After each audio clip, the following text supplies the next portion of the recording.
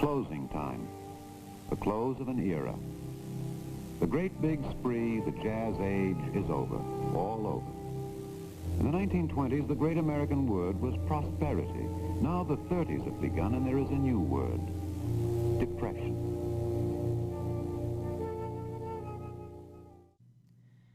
The Great Depression, a worldwide economic depression, took place in the United States from August 1929 to March 1933. For many countries, it even lasted into the late 30s. For families, the effects left them struggling for years after. Unemployment in the United States skyrocketed to 23%, and crop prices fell to nearly 60%. The average American struggled to make ends meet day to day. The Depression had devastating effects on both rich and poor countries, and many jobs became obsolete during this time. I wanted to sit down with my grandfather, Clifford Spitzer, to talk about how the Depression affected him and his family when he was young. I was interested to learn about his childhood and how growing up during this time has affected him and his habits to this day. Unfortunately, when I was filming my interview, I hadn't realized that my camera had cut off. Along with this, I lost about 10 minutes of conversation. After much technical difficulty, I decided to document the interview via voice recording, which allowed Clifford to share his story without any more interruption.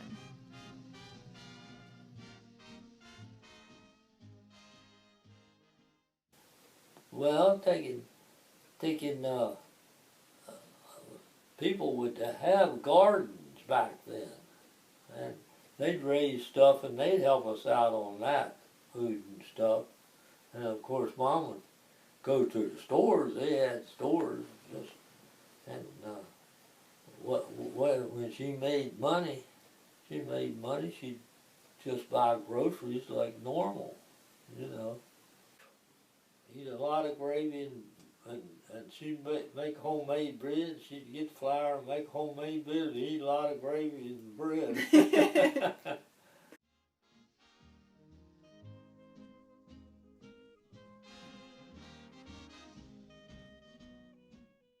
Yeah, she worried all the time. Till we got out, like I say, my brother and I would help out too. We always, when we got big enough, my brother and I, to take it and do, while Mom took care of the rest of it, the canning in the summer, and then people back then would give, if they had extra stuff, they would give you extra stuff, you know. So that's how we made it, and it wasn't too good, and we'd be from school to school, moving. Mom couldn't pay the rent and stuff, and we'd have to move and stuff. And, you know,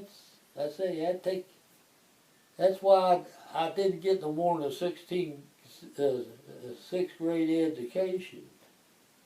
I had to quit to help my brother and stuff. He quit to school too before me.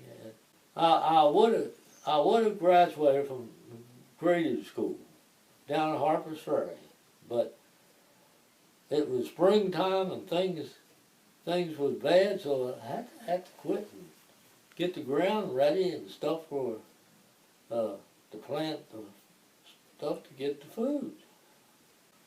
Yeah, we worked all our life pretty much. I don't remember when I was in the second or third grade. That big farm back in there, that big dairy farm you see now back in there. Well, we had to walk from there out to where the bypass was at, catch the bus, and go up to the school. It was cold, and then I don't know how we got this granddaddy, I guess, because the guy who owned the house out here was down Halltown, and granddaddy was on the farm orchard over there, and I guess that's how Mom got that house. Then we moved And then we had to walk in your Charlestown to right Denny up there. That's rain, shine, snow, anything, everything. Went to Harper's Ferry, and there's where I quit school. When I turned 16, I quit school. And we had to go up, way up on up there on a hill and carry water down to drink and wash clothes and everything else. 1969. Really? When I moved in here. In this house? Yeah. Wow. Oh my goodness. Donald Wines, I was working with him down in town here. He helped move some stuff in there. We had about all of it in. He told me, he said, Red, come here a minute. He said, now this is the bathroom. And it took me in there and showed me. I said, yeah, we worked in a lot of them, but this is the first one I had, yeah.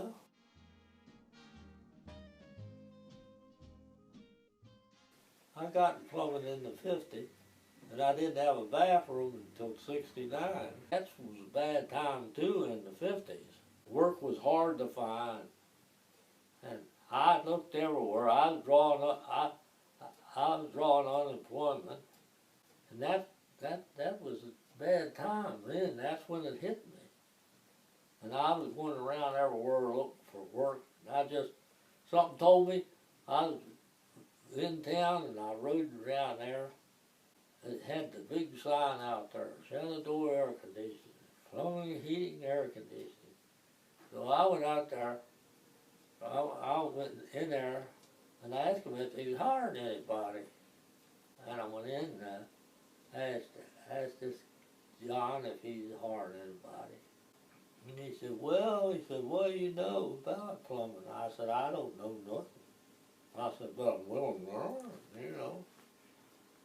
And he said, well, come back in a couple of days. And I went back over, and he said, well, I thought it over, come to work in the morning, and he said, you'll eventually learn what's what. I didn't know fitting from fitting. But I tell you, I had Roseanne and Dee and Butch. I had to feed them. I bought a house off of a guy that worked on the railroad with her daddy. The house I was living in, they were going to sell it. And I told him, I said, I don't know where we're going to find a place that I can afford. He said, well, boy, he said, wait a minute. He said, wait a few days here. He said, I'll talk to somebody. I said, well, I ain't got no money. Well, him and I went around on Saturday and tried to get money out of the bank. I could not get no money. They would not loan me no money. They said, you don't have no security and we can't loan you the money. Her daddy went down and talked to the storekeeper, was down there. He said, well, I'm figuring on moving up to Carneyville, he said, in the house.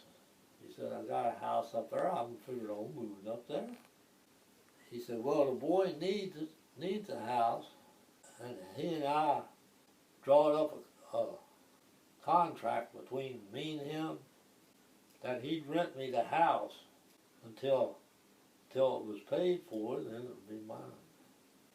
And that's how I got my start. I think it was 76 when I went shepherd. I worked 2 jobs for a long time. Get things going. Yeah, I haven't had no easy life. That's the way things was back then. I mean, they were just tough, that's all. I don't regret anything I've done, but it wasn't an easy life. I wouldn't want to go back through it again.